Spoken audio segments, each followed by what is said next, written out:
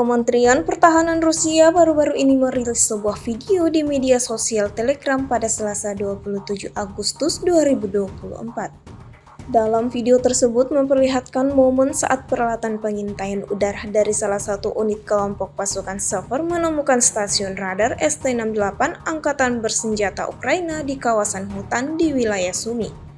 Target yang ditemukan terkena serangan langsung dari amunisi lancet Rusia yang berkeliaran. Kontrol objektif atas penghancuran radar ST-68 Ukraina dilakukan melalui pengintaian udara secara real-time.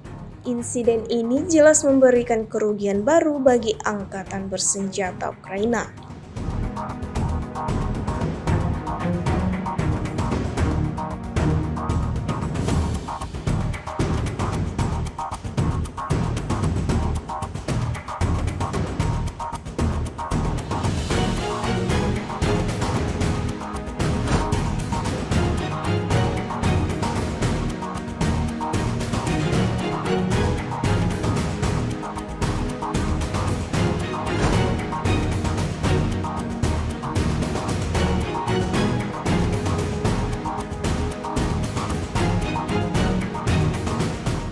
Download Tribun X sekarang, menghadirkan lokal menjadi Indonesia.